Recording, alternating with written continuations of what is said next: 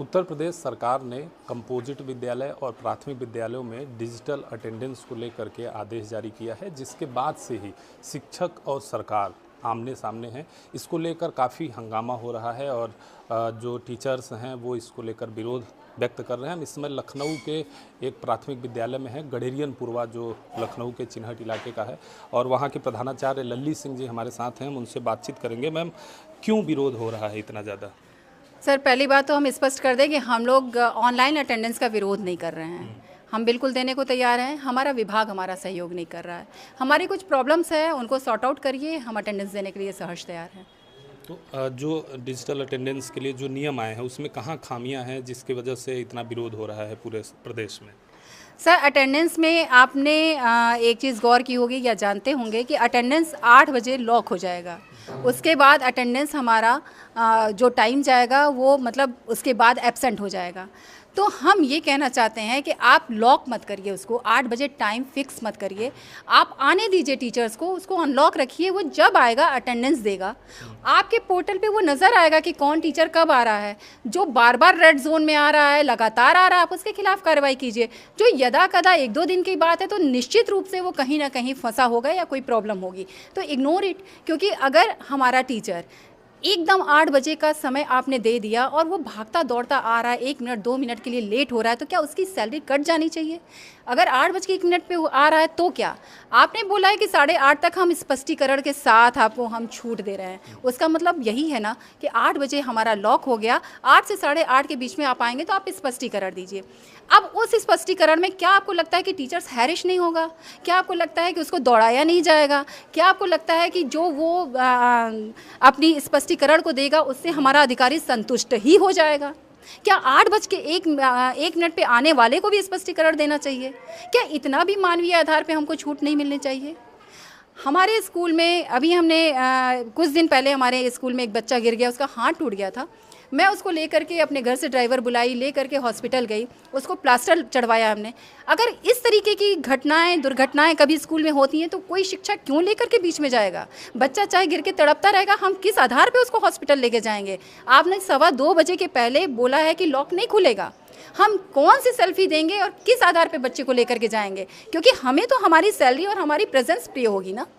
आपने इस तरीके इस किनारे पे लाके खड़ा कर दिया हमें कि हम मानवीय संबंध ही भूल जाएंगे। कोई शिक्षक रास्ते में पड़ा गिरा है और एक्सीडेंट में पड़ा हुआ है, हम उसके लिए रुक ही नहीं पाएंगे क्योंकि हमें तो अपनी सेल्फी नज़र आएगी। तो प्लीज़ मानवीय आधार पे कुछ चीज़ें समझिए। अगर बीच में हमको किसी बात पे जाना है कभी, तो हमको हाफ सी एल प्रोवाइड नहीं की गई है, कुछ भी ऐसा प्रोवाइड नहीं किया गया है। साथ में हमको केवल 14 CL मिलती हैं। 14 CL पे किस तरीके से हम 12 महीने काट सकते हैं? हमारे घर शादी ब्याह, जीना मरना, ये सब कैसे हो सकता है? हमको साल में सिर्फ 1 EL मिलती है, जबकि हर विभाग में 30 EL मिलती हैं। तो आप हमारे ऊपर क्यों इतना मतलब, जबकि आप एक बात जान लीजिए, आज आपको हम बताते हैं कि जो भी हमारी गवर्नमेंट सपने देखती है, ज़मीन पे उतारती है, कोई भी योजना उसकी होती है, उसमें हमारे भागीदारी के बिना वो योजना सफल नहीं होती है। आज अगर हमारा देश पोलियो उन्मूलन से मतलब पोलियो से मुक्त हुआ है तो 90% हमारी भागीदारी रही है। हम घर घर जा कर के पोलियो लगाएं, ड्रॉप पिलाएं बच्चों को, और पीठ भले थपथपा ले स्वास्थ्य विभाग, लेकिन हमारे बिना कोई काम नहीं हो सकता। मिड डे मील जब आना हुआ तो हुआ कि आपको केवल निगरानी करनी है। आज पूरा कुछ हमारे शिक्षक पे थोप दिया गया। वो अगर सब्जी लेने जाएगा, गैस लेने जाएगा तो चोर माना जाएगा। टाइम एंड मोशन में कहा जाता है कि आप छुट्टी के बाद स्कूल में काम करवाइए। आप खुद सोचिए, 3 बजे कौन सा लेबर हमारे लिए बैठा होगा? छुट्टी के दिन काम कराइए। एक संडे को हम एक रूम में पुताई कराएं, अगले संडे को अगले रूम में पुताई कराएं। ये किस तरीके की बातें आप लोग कर रहे हैं, खाली इसलिए कि हमको चोर साबित करना है? हम बीच से निकले किसी भी काम के लिए तो चोर हैं। PFMS प्रणाली में हमको बैंक में जमा करना होता है कागज़, हम कब जाएंगे जमा करने? 3 बजे के बाद?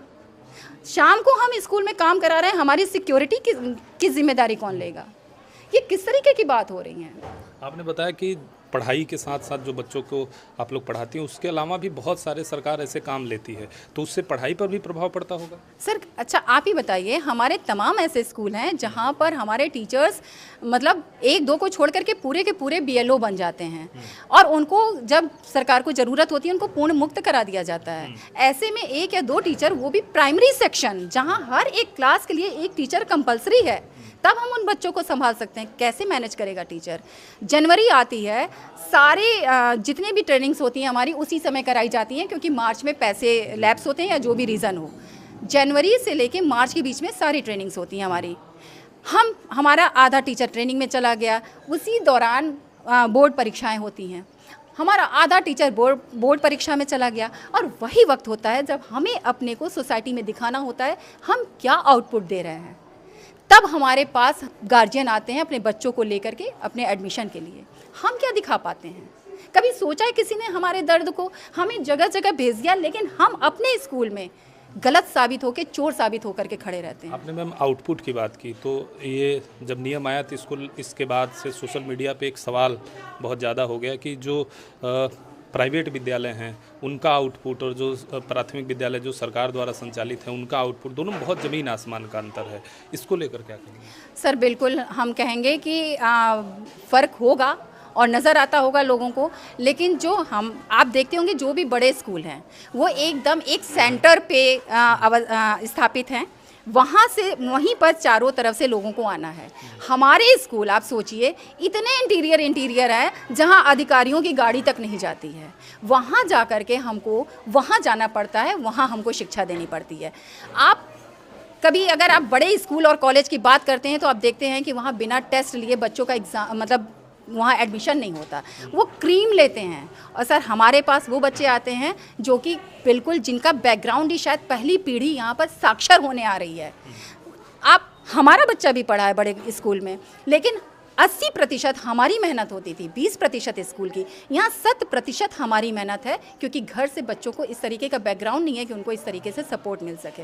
आपने बताया कि इंटीरियर इलाके, ये विरोध में कि ये भी आ रहा है कि जो बहुत दूर दराज इलाकों में विद्यालय हैं जिससे डिजिटल अटेंडेंस जो ऑनलाइन हाजिरी है वो नहीं लग सकती, उसमें देरी होगी। तो लोग ये कह रहे हैं कि ये जब डिजिटल अटेंडेंस लागू हुआ तब क्यों इसका विरोध हो रहा है, इससे पहले क्यों नहीं जो है इसका विरोध हुआ कि बहुत दूर इलाका है और बहुत आउटर एरिया है तो वहाँ पहुँचने में दिक्कत हो रही, पहले क्यों नहीं विरोध हुआ? डिजिटल अटेंडेंस लागू होने के बाद ही क्यों विरोध हो रहा है? बिल्कुल सर, तब जो है एकदम फिक्स टाइम नहीं था कि हमें 8 बजे हर हाल में पहुंचना है। हम टाइम से जाते थे, लेकिन अगर कोई बैरियर आया और 10-5 मिनट लेट भी हो गए तो उस समय हमारे ऊपर इतनी जो है उंगलियां नहीं उठती थी और ना उठ सकती थी, क्योंकि हम एक स्पष्टीकरण दे दिया करते थे लिखित में कि हाँ हमसे ये प्रॉब्लम हुई। लेकिन यहाँ पर आप तो हमें आधे मिनट के लिए भी कटघरे में खड़ा कर देंगे ना। हम भी इंसान है, हमारी भी फैमिली है, कभी या हमारा भी रास्ते में कभी कोई प्रॉब्लम हो गई तो हम इसके विरोध में है ही नहीं है सर। आप हमारी चीज़ों को सॉर्ट आउट करिए कि ऐसी परिस्थितियां आएंगी तो क्या होगा। ऐप नहीं चल रहे हैं, ऐप हाँफ रहे हैं, सुबह से हम ऑन कर रहे हैं कि हम बच्चों की प्रेजेंस दे दें, मिड डे मील दे दें, अभी तक ऐप नहीं खुला और 4 दिन से नहीं खुला। ये परिस्थिति हमारे अटेंडेंस के समय होगी तो कौन इसका जिम्मेदार होगा? जो आप लोग को टैब दिया गया है उसमें जो ऐप प्रोवाइड है जिससे प्रेरणा है ऐसे जिसमें अटेंडेंस लगाना है, वो एप्लीकेशन काम नहीं कर रहा है? सर उसी की मैं बात कर रही हूँ। उस ऐप पे हम मिड डे मील डेली भेज रहे थे, बच्चों की प्रेजेंस भेज रहे थे, लेकिन 4 दिन से वो ऐप खुल ही नहीं रहा है। आप चाहे तो अभी भी ट्राई कर सकते हैं, वो ऐप नहीं खुल रहा है, बस वो बैक हो जा रहा है खोलते समय। और जब ये हमारे प्रेजेंस के समय होगा, चलिए बच्चों की प्रेजेंस तो हम पेपर पे लगा दे रहे हैं, अपने रजिस्टर पे लगा रहे हैं, मिड डे मील का रजिस्टर मेंटेन कर रहे हैं, लेकिन जब हमारी प्रेजेंस नहीं लगेगी तो इसका जिम्मेदार कौन होगा? इन सब मुद्दों पे बिना बात किए आप कैसे इस तरीके से हमारे ऊपर कोई चीज़ थोप सकते हैं? कि जो महिला शिक्षक हैं वो अपने सेल्फी को उनको देना है इसलिए भी विरोध कर रहे हैं ऑनलाइन अटेंडेंस का, ऐसा है क्या? सर सेल्फ़ी तो मुझे नहीं लगता है, ये चूँकि जीपीएस होगा और जहाँ तक अगर ये सेल्फ़ी जा रही है तब तो ठीक बात नहीं है, लेकिन अगर ये ऑनलाइन में ऐसा है कि सेल्फ़ी कलेक्ट नहीं हो रही है तो फिर कोई बात नहीं। लेकिन वो तो बात का मुद्दा है, हमें पता चलेगा कि सेल्फ़ी जा रही है कि नहीं जा रही, कैसे जा रही, क्योंकि अभी तक हम लोगों ने प्रेजेंस दी ही नहीं है। बट पहले स्टेज के बैरियर्स हैं उनको तो सॉर्ट आउट किया जाए। हमारे लिए कम से कम ईएल की व्यवस्था, हमारे लिए हाफ लीव की व्यवस्था, कभी स्कूल में किसी बच्चे को कोई प्रॉब्लम हो गई तो कैसे किस बेस पे ले जाएंगे, पहले हमारी जो शंकाएं हैं उनको तो दूर करिए। आप इतने बड़े एक हम कम नहीं है संख्या में, हम 6 लाख से ज़्यादा हैं। आप किसी भी एक बड़े तंत्र पे आप किसी चीज़ को डालने जा रहे हैं, थोपने जा रहे हैं, बिना किसी उसकी शंका को ख़त्म किए। पहले शंका तो ख़त्म करिए। हम तो यहाँ से अपील करना चाहते हैं अपने विभाग से, अपने उच्चाधिकारियों से, अपने मुख्यमंत्री महोदय से, माननीय मुख्यमंत्री जी से, कि हमारी समस्याओं का समाधान करिए। हम खड़े हैं सेल्फी देने के लिए, ऑनलाइन अटेंडेंस देने के लिए, लेकिन जब तक हमारी समस्याओं का निराकरण नहीं होगा तब तक नहीं। क्या क्या मांगे हैं आपकी? आखिरी सवाल। आखिरी सवाल अगर आप कहें तो मैं बताना चाहूँगी कि पहले तो हमारा जो टाइम को उन्होंने फिक्स किया है उसको हटा दें, यानी कि उसको जब भी टीचर आया जाए लॉक करें, आप अपने पोर्टल पे देख करके और आप डिसीज़न लें। अगर 3 दिन हम लेट पहुंच रहे हैं तो 1 CL काट लें, सैलरी नहीं काटें। उसके अलावा हमको हाफ CL की व्यवस्था हो कि स्कूल से अगर हमें कभी जाना हो, बाई चांस कभी हम पेरेंट्स मीटिंग में चले गए और आधे घंटे लेट हो गए हम वहाँ पे और स्कूल आ रहे हैं, तो वो हमको सुविधा मिलनी चाहिए, चाहे सुबह का हो चाहे शाम का हो। हमको हाफ CL की व्यवस्था होनी चाहिए। साथ में हमको EL ज़रूर मिलना चाहिए, क्योंकि 14 CL बहुत कम है। आप जानते हैं कि हम भी एक सामाजिक प्राणी हैं, हमारे पास भी परिवार है, हमारा भी अपना एक सोशल दायरा है। जीना मरना, शादी ब्याह, बाल बच्चे, ये सब उसी में हमें देखने हैं।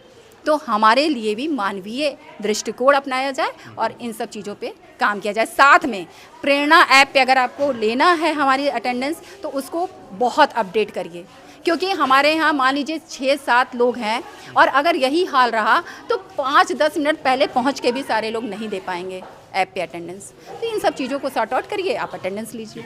तो सुना आपने, ये प्राथमिक विद्यालय गडेरियन पूर्वा लखनऊ में जो वहाँ के प्रधानाचार्य हैं लल्ली सिंह, जिन्होंने बताया कि विभाग को बैठ करके बातचीत करना चाहिए और ये इन लोगों के भी अपने एक सामाजिक दायरा है, लोगों से मिलना जुलना, बहुत सारी चीज़ें इन्होंने बताया। इनका कहना है कि बातचीत करके जो समस्या है उसका समाधान किया जा सकता है। Mangala Tiwari, PTC news, Lucknow.